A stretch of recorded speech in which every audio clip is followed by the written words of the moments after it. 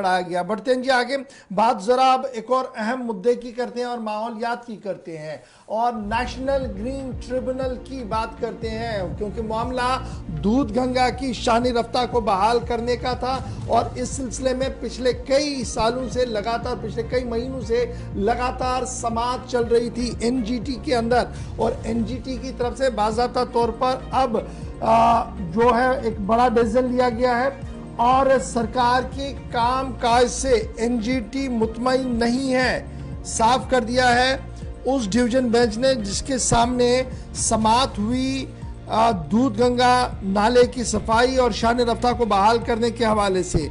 NGT ने observe किया है कि कोई भी सस्टेनेबल प्रोग्रेस इस पूरे मामले में नहीं दिख रही है और अब 2 महीने का वक्त दे दिया गया है कि 2 महीने के अंदर अंदर आप दूध गंगा की अजमत रफ्ता और उसकी शान को दोबारा बहाल करें, कदम उठाएं, काम करें। और अगली समाअत 16 अगस्त मुकर्रर कर दी गई है, लेकिन नेशनल ग्रीन ट्रिब्यूनल में जब ये बहस चल रही थी तो क्या सिर्फ वकला वहां पर मौजूद थे?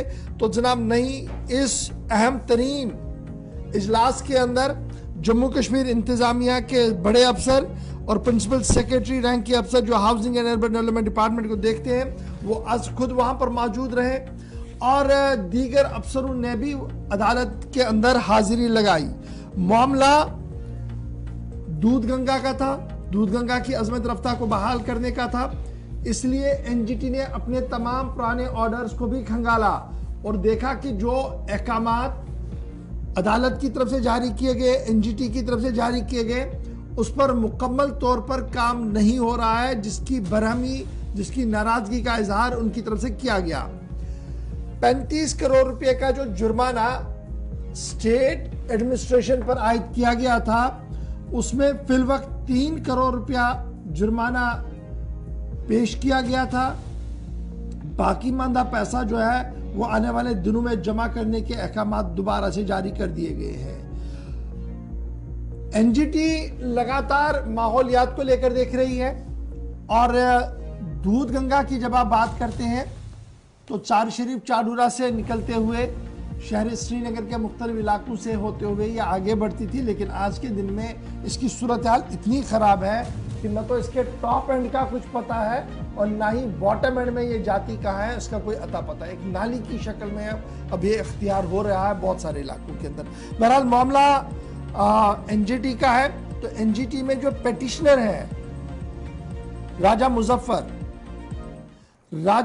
इस वक्त हमारे साथ ज्वाइन कर चुके हैं। बहुत बहुत शुक्रिया राजा मुजफ्फर हमारे साथ ज्वाइन करने के लिए। डॉक्टर साहब, बड़ा इंपॉर्टेंट मामला है क्योंकि ये इशू आज का नहीं है, बल्कि कई महीनों से लगातार समातें हो रही हैं, कई फैसले एनजीटी की तरफ से बताए गए हैं, लेकिन जब इम्प्लीमेंटेशन की बारी आती है तो अदालत उस्मा ने, डिवीजन बेंच ने कल खुद ये देख लिया एनजीटी के कि जो काम करना था वो हुआ नहीं और मुतमईन नजर नहीं आया बेंच, जिसकी वजह से फटकार भी लगी और डेडलाइन और रेडलाइन भी दिखाई गई। जी गौर साहब, बहुत बहुत शुक्रिया।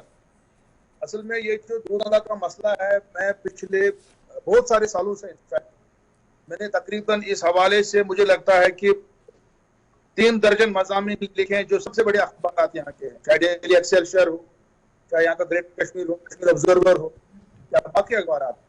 मैं कॉन्स्टेंटली जो है इस हवाले से लिख रहा हूँ और सोशल मीडिया पे वीडियोस डालता रहता हूँ और आपकी चैनल की माध्यम से भी तो बहुत बार हमने प्रोग्राम्स के गुलिस्तान के जो आपके बड़े रिपोर्टर हैं, चाहे आपके हिलाल हांजुल हो, सनम एजाज हो, बाकी लोग, हमने ग्राउंड जीरो से रिपोर्ट किया इसको। पर बदकिस्मती से सरकार ऐसे मस नहीं हो रही थी।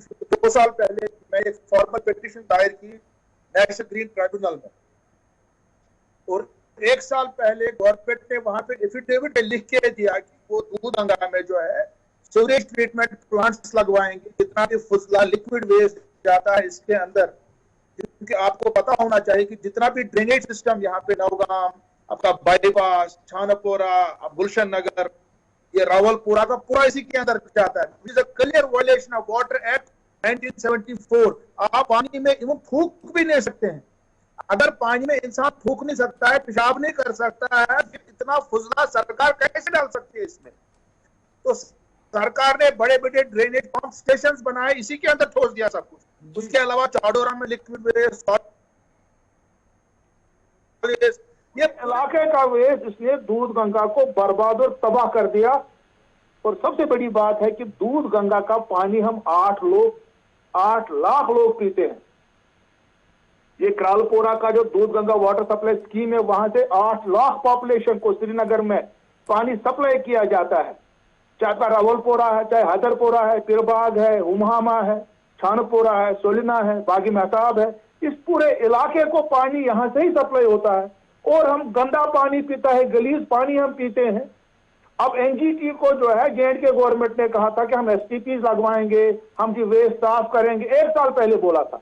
और अभी भी वही जो है प्लानिंग के ही फेज में था। ये अभी हम DPR बना रहे हैं, अभी हम ये कर रहे हैं। तो इनको फिर नेशनल ग्रीन ट्रिब्यूनल ने वहां फटकार लगवाई। 24 तारीख को एक वहां पे हेयरिंग थी, 25 तारीख को दूसरी हेयरिंग थी, फिर 29 तारीख को तीसरी हेयरिंग थी, और फिर 30 तारीख को और एक हेयरिंग थी। और 30 तारीख को जो प्रिंसिपल सेक्रेटरी है housing and urban development department, जो कि उन्होंने परसों ही ज्वाइन किया, वहां पे प्रशांत गोयल जी ने, उन्होंने 1 महीने का टाइम वहां पे मांगा। और ट्राइब्यूनल ने कहा कि जो एनजीटी का डबल बेंच था, उन्होंने कहा था कि आपको 1 महीना नहीं, हम आपको 2 महीने देंगे। और 2 महीने आप में ऐसा काम आपको दिखाना है, चाहे इलीगल माइनिंग के हवाले से है, चाहे सॉलिड वेस्ट के हवाले से है, चाहे लिक्विड वेस्ट के हवाले से है।